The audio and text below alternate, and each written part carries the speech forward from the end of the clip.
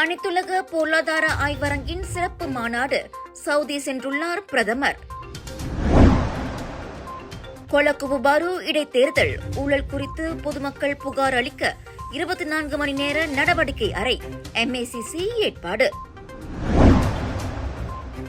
லுமோட் helicopter விபத்து உயிரிழந்தவர்களின் பிள்ளைகளின் கல்வி நலன் காக்கப்படும் அமைச்சர் உத்தரவாதம். மலேசிய ஊழல் தடுப்பு ஆணையத்தின் 2023ஆம் ஆண்டிற்கான ஊடக விருது விழா. ஜோர் ஃபாரஸ்ட் சிட்டி கசினோ விவகாரம் முகநூல் பதிவு தொடர்பில் செகுபாட் கைது.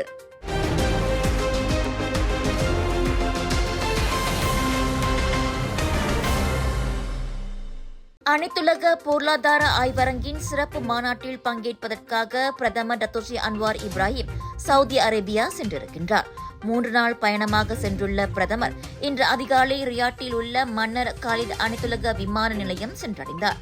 உலகளாவிய ஒத்துழைப்பு, வளர்ச்சி மற்றும் மேம்பாட்டுக்கான எரிசக்தி என்ற கருப்பொருளில் இன்று தொடங்கி 2 நாட்களுக்கு அந்த சிறப்பு கூட்டம் நடக்கிறது.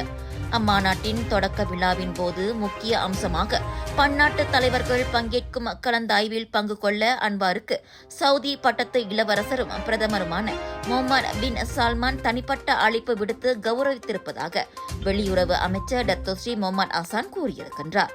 மாநாட்டின் போது அனைத்துலக தொழில்துறை உற்பத்தி வல்லுநர்களை சந்தித்து மலேசியாவில் அவர்களுக்கு இருக்கும் பொருளாதார வாய்ப்புகள் குறித்தும் டத்தோஸ்ரீ அன்வார் பகிர்ந்து கொள்ளவிருக்கின்றார். மலேசியா சவுதி இடையிலான அணுக்கமான உறவை மேலும் வலுப்படுத்தவும் பிரதமரின் இப்பயணம் பயன்படும் என முகமது ஹசான் நம்பிக்கை தெரிவித்துள்ளார்.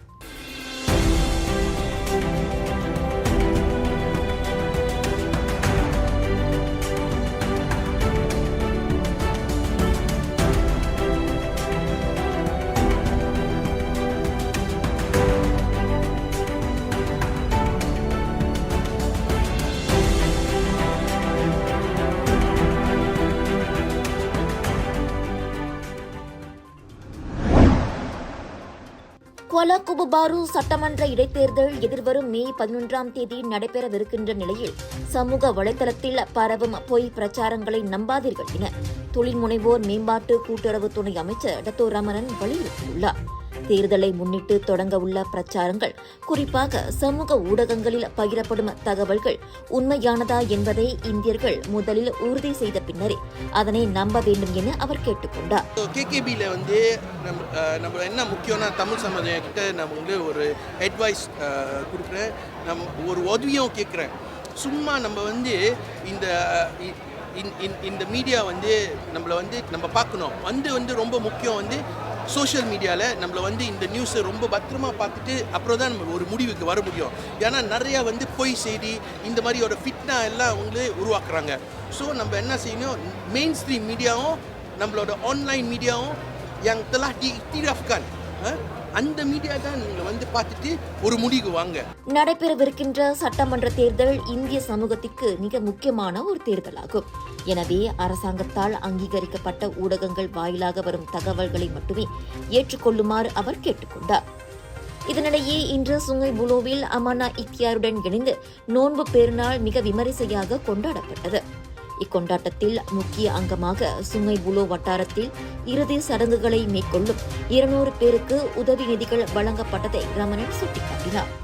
நம்மளோட புசா இக்மான், நம்மளோட CEO அமனா இக்தியாரும் டத்து ஸ்ரீ சைட் இருக்காங்க. நம்மளோட சேர்மேன் அமனா இக்தியார் அவங்கள ஒன்றா கோஆப்ரேட் பண்ணிட்டு புசா இக்மாட் மூலியமாக டத்து அன்புமணி பாலனும் இன்ச்சே கைரி அஸ்ரியும் இன்ச்சே இக்ராமி வேலை செஞ்சுட்டு நம்மள இந்த ஓப்பன் ஹவுஸ் செலிப்ரேட் பண்ணுறோம். 4000 பேர் மேலே வந்திருக்காங்க இன்னைக்கு இப்போ வரைக்கும். பங்காளி குபோவுக்கு அவங்க கிரேவ் டிகர்ஸ்க்கு நம்மளை அறவே நம்ம யாருமே பார்க்க மாட்டாங்க. ஆனால் இன்றைக்கி CEO அமனா இக்தியாரும் அன்புமணி இந்த பிளான் போட்டிருக்காங்க. ஸோ அதனால 200 பங்காளி குபோ நம்மளை இன்றைக்கி கூட்டிகிட்டு அவங்கள ஹரிராயா நம்மளை கூட செலிப்ரேட் பண்ணுவாங்க. நம்மளை அவங்களுக்கும் பந்துவான் கொடுப்போம். ஸோ அமனா இக்தியாரும் நம்ம ஒரு பெரிய நன்றியை சொல்லணும். அமனா இக்தியார் கமெண்ட்ரியான் குஸ்காப் மூலியமாக இந்த பென் ப்ரோக்ராம் உருவாக்குறாங்க. ஸோ இந்த பென் ப்ரோக்ராம் வந்து 50 மில்லியன் வந்து நம்மளை வந்து போட்டிருக்கோம் பக்கத்தில் செய்கிறதுக்கு. இந்த பந்துவான் வந்து யார் மகளிர் வந்து இந்த பந்துவான் வந்து அவங்கள எடுக்க முடியும். 3000 வெள்ளி வந்து அவங்கள மேக்ஸிமம் வந்து 30,000 அவங்களுக்கு கொடுப்பாங்க. ஸோ இது வந்து கமெண்ட்ரியானுக்கும் நம்மள ஒரு பெரிய நன்றி சொல்லணும். அனைத்து மக்களும் மகிழ்ச்சியுடன் பெருநாளை கொண்டாட வேண்டும் என்ற நோக்கில் ஏற்பாடு செய்த இன்றைய நோன்பு பெருநாள் விழாவில் ஏறக்குறைய 4000க்கும் மேற்பட்டோர் கலந்து சிறப்பித்தனர். ஸ்லாங்கூர் கொலகுபு பாரு சட்டமன்ற இடைத்தேர்தல் காலத்தில் ஊழல் அம்சங்கள் கண்டறியப்பட்டால் அது குறித்து பொதுமக்கள் புகார் அளிக்கலாம். அதற்கென 24 மணி நேரமும் செயல்படும் நடவடிக்கை அறை ஒன்றை மலேசிய ஊழல் தடுப்பு ஆணையம் MACC ஏற்படுத்தியிருக்கின்றது. ஷா ஆலாமில் உள்ள MACC தலைமையக கட்டிடத்தில் அந்நடவடிக்கை அறை திறக்கப்பட்டிருக்கிறது. 2 வார பிரச்சார காலம் நெடுகிலும் இடைவிடாது அது செயல்படும் என MACC அறிக்கை ஒன்றில் கூறியுள்ளது. MACC அகப்பக்கத்தில் காணப்படும் மின்னஞ்சல் முகவரிக்கோ அல்லது தொலைபேசி எண்களுக்கு அளித்தோ கூட புகார் தெரிவிக்கலாம். இடைத்தேர்தல் வேட்பாளர்கள், கட்சியினர் என சம்பந்தப்பட்ட யாரும் தேர்தல் விதிகளை மீறி நடக்கக்கூடாது என்றும் MACC நினைவுறுத்தியுள்ளது. மே 11 இடைத்தேர்தலில் பக்கத்தான் அரப்பான், பரிகத்தான் நேஷனல், PRM மற்றும் சுயேட்சை என 4 முனை போட்டி ஏற்பட்டிருக்கிறது. ராஜயோகாவின் தனித்துவம் நிறைந்த ஓமம் தண்ணீர் சுப காரியங்களுக்கு உபயோகிக்க ராஜயோகாவின் பன்னீர், ராஜயோகாவின் சுத்தமான தேங்காய் எண்ணெய் மற்றும் ராஜயோகாவின் தரமான எள்ளிலிருந்து எடுக்கப்பட்ட சுத்தமான நல்லெண்ணெய், இவை அனைத்தும் உங்கள் ராஜயோகாவில். இது ஒரு சிம்லா மார்க்கெட்டிங் வெளியீடு. பேராக் லுமூட் கடற்படை தளத்தில் 2 ஹெலிகாப்டர்கள் மோதி விபத்துக்குள்ளானதில் உயிரிழந்தோரின் அனைத்து குழந்தைகளின் சமூக கல்வி நலன் பேணப்படும். கல்வி அமைச்சர் ஃபர்லினா சீடேக் அந்த உத்தரவாதத்தை வழங்கியுள்ளார். மொத்தமாக 10 குழந்தைகள் கல்வி அமைச்சின் கீழ் செயல்படும் பள்ளிகளில் படித்து வருகின்றனர். பள்ளி படிப்பை முடிக்கும் வரையில் அவர்களின் அனைத்து நலன்களும் காக்கப்படும் என அவர் கூறினார். கடற்படை தளத்தின் 90ஆம் ஆண்டு கொண்டாட்டத்தை முன்னிட்டு கடந்த வாரம் செவ்வாய்க்கிழமை வான் சாகச ஒத்திகையில் ஈடுபட்டிருந்த போது அவ்விரு ஹெலிகாப்டர்களும் நடுவானில் மோதி விபத்துக்குள்ளாகின. அதில் ஸ்குவாட்ரான் 502 பிரிவின் விமானியாக பணியாற்றி வந்த லெப்டினன்ட் சிவசுதன் உள்ளிட்ட அனைத்து 10 பேரும் உயிரிழந்தனர். 31 வயது சிவசுதன் கடந்த ஜனவரியில்தான் திருமணம் ஆனவர் என்பது குறிப்பிடத்தக்கது. சுவாச பிரச்சனை, சளி, இரும்பலுக்கு உகந்த தீர்வு சைலஜா பேபி ஹெர்பல் கிரீம். துளசி, கரிஞ்சீரகம், கிராம்பு போன்ற மூலிகைகளால் கொண்டு தயாரிக்கப்பட்டுள்ள சைலஜா பேபி ஹெர்பல் கிரீம் உங்கள் குழந்தைக்கு சிறந்த தேர்வு. பலன் அறவாரியமும் தமிழவில் கோசா கல்வி அறவாரியமும் இணைந்து ஏற்பாடு செய்திருந்த தமிழ் அமுது எனும் இலக்கிய நிகழ்ச்சியும் விருதளிப்பு விழாவும் நேற்று சைபர்ஜயா பல்கலைக்கழகத்தில் மிக சிறப்பாக நடைபெற்றது. இலக்கியத்தின் வழி சீர்மிகு எதிர்காலத்தை வடிவமைப்போம் எனும் கருப்பொருளுடன் நடைபெற்ற இந்த இலக்கிய நிகழ்ச்சியில் ஏறக்குறைய 600 ஆர்வலர்கள் கலந்து கொண்டனர். தமிழ் இலக்கிய கூறுகளையும் அதன் பெருமைகளையும் சமுதாயத்திற்கு கொண்டு சேர்க்கும் நோக்கில் ஏற்பாடு செய்யப்பட்ட இந்நிகழ்ச்சியை தொடர்ந்து ஒவ்வொரு வருடமும் செயல்படுத்த இலக்கு கொண்டுள்ளதாக சைபர்ஜயா பல்கலைக்கழகத்தின் துணைவேந்தரும் பலன் அறவாரியத்தின் ஆலோசகருமான தான் ஸ்ரீ பலன் தெரிவித்தார். இந்த நிகழ்ச்சி வருடந்தோறும் நடக்கணும்னு எங்களுடைய ஆவல். இது ஒரு புதிய முயற்சி, சிறிய முயற்சி, ஆனால் ஒரு ஆக்கப்பூர்வமான ஒரு முயற்சி நான் நினைக்கிறேன். அதாவது ஒரு சமுதாயத்தில் நம்ம ஒரு தன்னம்பிக்கையும் ஒரு சுய தைரியத்தையும் ஒரு மாற்றத்தையும் கொண்டு வர்றதுக்கு நம்ம முயற்சி எடுத்துருக்கு. இது ஒரு சிறு முயற்சி. இதை வெற்றி பெறுவதற்கு அனைத்து மக்களுடைய ஆதரவு வேண்டும். டாக்டர் ஸ்ரீ தெய்வீகன் இன்றைக்கி சொன்ன மாதிரி நம்ம இலக்கியத்தை பற்றி பேசலாம், ஆனால் அதை நடைமுறைக்கு நம்ம கொண்டுட்டு வரணும். மிகவும் முக்கியம் ஒற்றுமை என்பது தான். இதனிடையே டாக்டர் ஸ்ரீ தெய்வீகன் ஏற்பாட்டுக்குழு தலைவராக பொறுப்பேற்று நடைபெற்ற இந்த நிகழ்ச்சி சமுதாய மாற்றத்திற்கு வழிவகுத்திடும் என்று குறிப்பிட்டார். மாயிகாவின் தேசிய துணைத் தலைவரும் தாப்பா நாடாளுமன்ற உறுப்பினருமான டாக்டர் ஸ்ரீ M. சரவணன். இது போன்ற நல்ல செய்திகள் போக போக போக தான் மக்கள் மனதில் இருக்கிற கெட்ட எண்ணங்கள், கெட்ட செய்திகள்லாம் அழியும். ஏன்னா நல்லவர்கள் நிறைய பேசிக்கிட்டே இருந்தால் தான் நல்ல விஷயங்கள் சமுதாயத்தில் நடக்கும். அதனால் இந்த அற்புதமான நிகழ்ச்சியை அவர்கள் தொடர்ந்து செய்ய வேண்டும் என்று கேட்டுக்கிறேன். இந்த நிகழ்ச்சியில் தமிழ்நாட்டு தன்முனைப்பு பேச்சாளர் IPS கலியமூர்த்தி பேருரை வழங்கியதுடன் தாப்பா நாடாளுமன்ற உறுப்பினர் டாக்டர் ஸ்ரீ M. சரவணன், நாடறிந்த வழக்கறிஞர் பாண்டிதுரை மற்றும் கோசா கல்வி அறவாரியத்தின் தலைவர் தெய்வீகன் ஆகியோர் இலக்கிய உரை வழங்கினர்.